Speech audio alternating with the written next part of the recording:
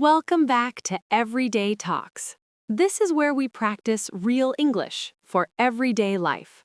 Okay, before we go deeper, let's slow down for a second. Be honest. How did you actually wake up today? Yeah, not how you plan to wake up, how you really woke up. Did you wake up calmly or did your alarm attack you like it was angry? Because most mornings are not peaceful. They are loud, rushed, and a little bit messy. You open your eyes, and before your brain is fully awake, your hand already knows where your phone is. It's like your hand wakes up before your brain. My brain is still sleeping, but my thumb is already scrolling. And you tell yourself, just 1 minute. Pause. That minute is very dangerous. 1 minute becomes five, five becomes 10, and suddenly you're late again. And this is not because you're lazy. It's because mornings put you on autopilot. When we say autopilot, we mean you are moving, but you are not choosing. You're not bad at mornings. You're just not awake inside yet.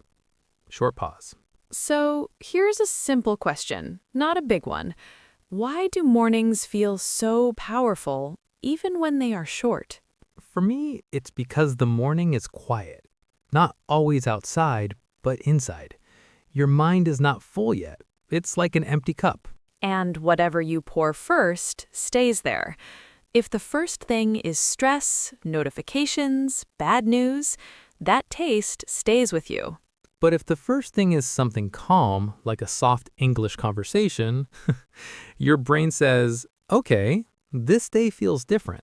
Okay, be honest again. When was the last time you chose what you listened to in the morning? Not what just happened, but what you chose. Most people say, I don't have time in the morning. But often, time is there. It's just already taken by habits we never decided on. We're not asking you to wake up 1 hour earlier. That's not realistic for many people. But maybe you keep the same morning and change one small thing. Same coffee, same bus, same bathroom mirror. Just different sound. Imagine this. You're brushing your teeth, your eyes are half closed. Instead of loud videos or scrolling, you hear calm English. No pressure, no test, just voices talking about life. Your brain doesn't feel like it's studying. It feels like it's listening. And listening is how language really enters. Not by force, but by repetition, little by little. Soft pause. So, this is why we believe mornings are special. Not perfect, not magical, just open. And if you place English there, even for 5 minutes, you're not changing your whole life. You're just opening a small door. And tomorrow, that door opens a little easier. And one day you look back and think, my English feels more natural. That didn't happen in one day. It happened little by little. Pause. Okay, let's talk about something a little uncomfortable. The small mistakes we repeat every morning. Not big mistakes, small ones. The kind of mistakes that don't feel serious, but somehow shape your whole day. Let's start with the phone. Be honest. What is the first app you open in the morning? And no, the alarm does not count. Most people say, I just check one message. But the phone never gives you just one thing. It gives you messages, news, videos, other people's lives before your own life even starts. And suddenly your brain is busy, not awake, busy. There's a difference. Awake feels calm, busy feels heavy. And morning should not feel heavy. Another small mistake is rushing. You wake up late, you jump out of bed, you move fast, but your mind stays behind. It's like your body left the house and your brain is still looking for its shoes. When mornings feel rushed, everything after feels rushed too. Your breakfast, your commute, your English practice. English doesn't like panic. Language needs space, even a little space. And then comes the third mistake, the quiet one.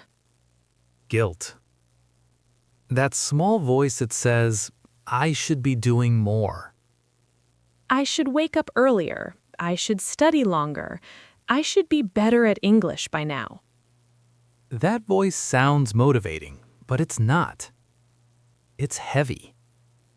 Guilt in the morning is like carrying a bag of rocks. You can still walk, but why make it harder? And here's something important. Guilt doesn't help you learn faster. It just makes you tired earlier. Okay, be honest again. How often do your mornings start with, I already failed today? Here's the truth. You don't need a perfect morning. You need a kind one. A morning that doesn't shout at you. A morning that says, let's start where we are. That's why we don't fight habits in the morning. We replace them. Same time, same place. Just a softer choice. Instead of grabbing your phone in bed, maybe you sit up first. Just sit. Instead of rushing in silence, you add a calm voice. English. Not grammar rules, not tests, just real English about real life. And when English becomes part of your morning, it stops feeling like homework. It becomes background music. And background music changes the mood. So if your mornings feel messy, you're not broken. You're just human. And humans learn best when they feel safe. In the next part, we'll show you a very simple English morning ritual. Nothing fancy, nothing strict. Just something you can actually keep. Same morning, new feeling. And a little more English, without more stress. Okay, now let's make this very practical. Not a plan that looks good on paper, but one that fits inside a real morning. Because if it doesn't fit your life, you won't keep it. Something small yet meaningful. Think of this routine like a small breakfast. Not a big meal, just enough to give you energy. 3 small bites. Listen, speak, write. Let's start with the first one. Listen. This is the easiest part. You're already listening to something in the morning. The question is, what? Instead of noise, choose one calm English voice. A podcast, a short video, a real conversation. And no, you don't need to understand every word. If that was the rule, no one would ever learn a language. Listening in the morning is not about studying. It's about letting the sound of English enter your day. Your brain is still soft in the morning, like warm clay. Whatever you touch first leaves a shape. Okay, now the second bite. Speak. Yes, speak, even if no one is listening. Many learners say, I understand, but I can't speak. But speaking is not a talent. It's a habit. And habits grow in safe places. Morning is one of them. You don't need a mirror speech. Just 1 or 2 sentences. How do I feel today? What do I need to do? You can even whisper. Your toothbrush doesn't judge you. When you speak like this, your mouth wakes up in English. Not perfectly, but naturally. And something important happens. English stops feeling like a test and starts feeling like a voice. Now the third bite. Write. This is where things slow down, and that's good. Writing in the morning is not about grammar. It's about thinking. 3 sentences are enough. About your plans, your mood, your thoughts. When you write, your thoughts stop running. They sit down for a moment. It's like telling your brain, it's okay, I see you. And here's a small rule. No correcting, no checking. Just writing. Because English grows through use, not through fear. Okay, be honest. Which part feels easiest for you? Listening, speaking, or writing? You don't need all 3 every day. Some days you listen more. Some days you just speak. The goal is not perfection. It's continuity. Same time, same place, small actions. That's how English becomes part of your life, not a project you keep postponing. In the next part, we'll share a real story, not a success story with big words. Just a real person with a real morning and small English habits that added up. Okay, let us tell you a small story. Not a big success story. No dramatic music. Just a real person. Her name is Sarah. She wrote to us a few months ago. She didn't say, "I want to be fluent." She said, "I just don't want to feel scared when I speak English." Sarah works long hours. By the time she gets home, she's tired. Not lazy, just empty. Every evening she told herself, "Later I'll study English." And later never came. Later is very good at disappearing. She started to feel guilty, like English was a promise she kept breaking. And that guilt followed her into the next day. Not loud, just heavy. One morning, she did something small. Not brave, not perfect, just different. She didn't change her evenings. She changed her mornings. She woke up 15 minutes earlier. Not 1 hour, just 15. On the bus to work, she put on a calm English podcast. Same bus, same seat, different sound. At first, she understood maybe half. Sometimes less. Sometimes just the mood. But she didn't stop. She listened every morning, even on bad days. Especially on bad days. After 1 week, she added something. 3 sentences. In her phone. In English. Nothing fancy. Today I feel tired. I have many calls at work. I will do my best. That was it. No grammar book, no pressure. Just English touching her real life. After 1 month, something changed. Not her accent, not her grammar. Her fear. When customers spoke fast, she didn't panic. She didn't understand everything, but she stayed calm. And calm is powerful. Calm gives your brain time to think. One day, she wrote to us again.